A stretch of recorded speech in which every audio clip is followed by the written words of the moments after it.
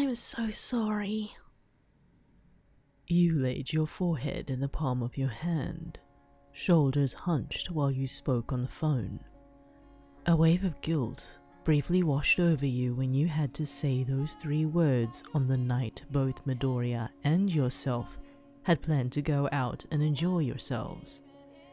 The week prior, you were so excited for the night, knowing that Midoriya had also taken a day off from his agency to make things work. Unfortunately, your workplace was met with an unfortunate chain of events, causing you to stay back in order to relieve the number of employees who had been struck with, ironically, the common cold. It was already 5:37 p.m., already past closing, and yet you were still at your desk, chipping away at the work that continued to accumulate. Working for another pro-hero agency was one thing. Having to take on 3 people's worth of workload was another thing entirely. Hey, it's okay. Spoke Midoriya over the phone. Don't stress over it. I'll see you very soon. Huh, soon? You joked. I'll be lucky to leave before the witching hour. It's just, you took a day off from your busy schedule, and I can't make our date night because of paperwork. You stared at the piles before you. Not only were there piles of reports that you had completed, but there were unfinished ones, along with others that had been pushed onto you. Like I said, don't stress over it, okay? We'll figure something out. It was comforting to speak to him after a long day. Midoriya had always been supportive and a beacon of light whenever things looked grim. Ever since that slightly awkward meeting outside of the Heroes Association's doors, the both of you had kept in contact ever since, remembering that night afterwards enjoying dinner at a ramen shop not too far away. You both relearned about each other time and time again. It never was a dull moment. Of course, there was always the occasional surprise meet while out on patrol, but the unfortunate necessity was there to continue on with the day and not dawdle with conversation. You would both be lucky enough to be staying at home at the same time. You smiled while Midoriya spoke about his day relaxing at home, while you conversed about yours, stuck in an office. Eventually, the both of you hung up your phones. The last thing you wanted to do was continue to chew the ear off of the one you loved. With that said and done, you continued with your work, along with other work as well, watching the clock continue to tick. It wasn't long until the evening turned dark, leaving only the light of your cubicle blooming around the empty office floor. The guilt was still there, giving Midoriya the bad news. Sure, it wasn't life-threatening and didn't affect anything badly, but just apologizing to Midoriya was enough.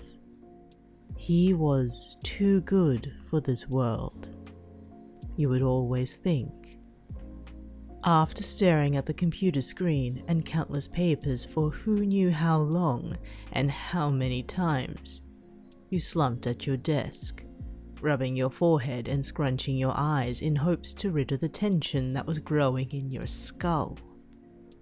Just why, out of the year, out of all times, did this happen on the one night you were looking forward to? Eventually, you surrendered to the reality of the situation after the 5th report you filed in, but it didn't make you feel any better. Sighing out loud, you slouched on your chair before you decided to take a quick walk around the now gloomy office, contemplating whether to call it a night or push on a little more. The sound of the elevators caught you off guard on your little walk, noticing that the floor numbers were changing on the wall. going upwards. Wait a minute. The cleaners have come and gone, and it's well past 8:30 p.m. Who was riding the elevator? With a ding and the doors opening, the light from inside cascaded over you, still in your casual wear after your earlier patrol today. Your eyes blinked from the sudden rush of light that hit them, until they readjusted to recognize a familiar figure. There, standing with a large picnic basket, a portable speaker, and himself, was Midoriya. "Hi," he plainly greeted before he stepped off from the elevator. You were absolutely dumbfounded. What are you doing here?" You questioned, slightly panicked and in shock. "We made plans for a date night," he simply replied. "So I'm here to provide that." He lifted up the picnic basket, the smell of his home cooking wafted in the air, enticing your appetite. You hadn't had dinner due to the workload, and above all else, you were sure you smelt more than just dinner. "Did you actually cook and bake all day today?" You asked, eyeing the basket before you turned towards him.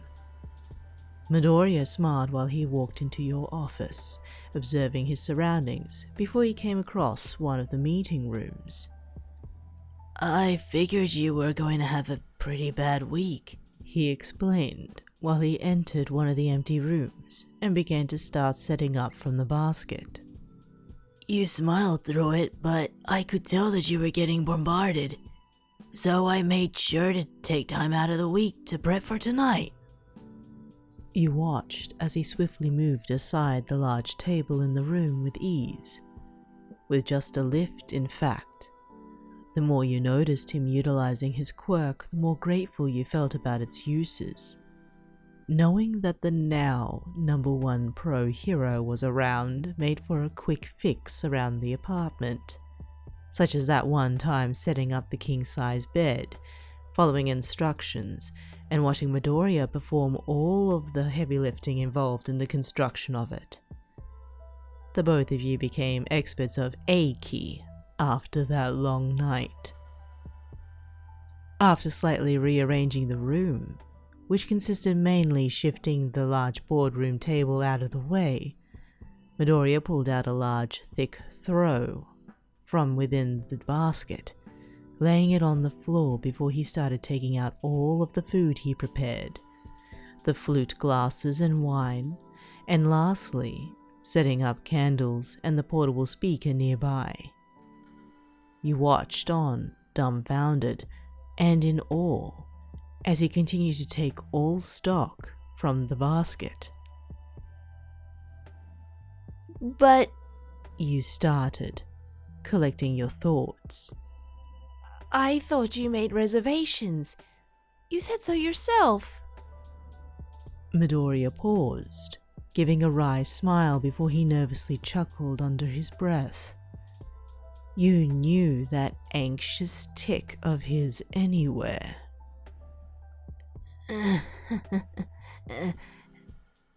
"I lied," he plainly admitted, his smile turning into one of innocent cheekiness. That in itself was a contradiction while you stared back at him perplexed and slightly betrayed. But how could you be angry at him? After watching him pull all the stops with a candlelit indoor picnic. Midoriya patted the floor beside him, signaling for you to join him on the plush throw with an assortment of food ready to go. "Oh, okay, Mary Poppins," you jested before you took your seat, relieved to sit in something that wasn't an office chair. "So you played along with this charade for the past week, while also on patrol, being number one out of all things, and had the time to grocery shop and cook everything today? Just for tonight? In the candlelit room, Midoriya's smile grew while he reached out for your hand, holding it in his large ones. You've watched this man grow into something more, from his short and humble beginnings. Seeing his career skyrocket and becoming the dream he had always wanted was endearing and inspiring. And to be a part of something, a part of this chapter in his life, made it all the more special. Surprise? He spoke playfully while he shuffled closer to you. I saw how much stress work was putting on you, and I didn't want to add more onto your plate with worry about our date night. I spoke to the night guard downstairs earlier this week and, well, he seemed nice. You grimaced with the remnants of a playful smile creeping in. You knew the night guard was a huge fan, imagining his surprise speaking, let alone being, in the presence of Midoriya. I am down to hear how you pulled this off. You gestured, your exhausted eyes lazily gazing into Midoriya's bright green ones. We can talk more about it once we dig in, before it gets cold. With that, Midoriya and yourself indulged in the treats he brought over to your workplace. An assortment of appetizers, a fruit and cheese platter, a large pot of katsudon, you weren't surprised. And for dessert, a choice of cupcakes, each one colorfully designed. In all honesty, you thanked Inko for the home-cooked meals Midoriya would whip up every now and then. If it wasn't for the workload at your agency, you'd enjoy the banter and the food fights that would erupt during cooking time at home. Too bad for you, it was agreed upon that you did the dishes every time. Filled with food and laughter, you picked up one of the cupcakes and noticed something familiar on each of them, finding that they all had a personality of sorts attached as decor. In your hands, you inspected the cupcake further, coming to the realization that... Is this meant to be Ground Zero? Midoriya turned to you in the dim candlelight, finding in your hands a cupcake with his signature mask design embedded in the cream. You spotted a warm smile across his features, chuckling deeply at your discovery. Yeah, he simply answered. I modeled each of them after my classmates back in UA. I guess I was going down memory lane while baking today. It was then that you inspected all of his cupcakes. All 22 of them modeled after somebody that was current or relevant in the pro hero scene. You pointed out each one, guessing in your mind which was whose. I'm not as good as Sato with baking, but I try. Midoriya continued, his bashfulness returning in his voice. Wait, that's Shoto. You spoke aloud, spotting a cupcake with a jewel-colored cream top. And that's Ravity. You spotted a pink cupcake with what looked to be jewel ears attached, resembling her helmet well. You've got Charge Bolt, Red Riot, Tsukuyomi, Tentacle? You continued to list every hero that each cupcake represented, becoming more frantic while ingesting all of this knowledge that... You knew all of them? They were all in your class? Midoriya nodded proudly. Wow. Granted that you had already met a few of his close friends from his UA Academy days, learning about his network of friends was honestly a surprise. He was still a nervous wreck at times. You could relate. But his attitude towards Hero Society and his unwavering determination to strive for the greater good only fueled your love for this man. It was then that you noticed the count of cupcakes again. 22? That number felt odd. Normally there would be 20 students to a class, but you had heard of a student that migrated from general studies into the hero course years ago during Midoriya's time there. So that would make numbers differ. Still, there was one unaccounted for. I thought we could share these first, suggested Midoriya, holding up 2 cupcakes in hand. One was green, which you assumed was his, but the other, sitting in the palm of his hand, was a cupcake with a decorative bullseye. A warm smile stretched your lips as you began to giggle at the sight. Is that me? You questioned, looking at the small cupcake. It's actually fitting. I'm glad, replied Midoriya. Going down memory lane also reminded me of you. He gave you a cheerful smile, wide and brim from ear to ear. I'm glad you came. You spoke with an exhale, leaning your shoulder into his. After handing you his cupcake, Midoriya instinctively lifted his arms up for you to lay on his chest before he took out another throw to wrap around the both of you. The cold snap was a surprise during what was supposed to be the first week of summer, but if you thought fate had a hand in it, it would explain the rounds of the cold at your workplace. Midoriya held you close, rubbing your arms to keep you warm, before the both of you held up your cupcakes in cheer.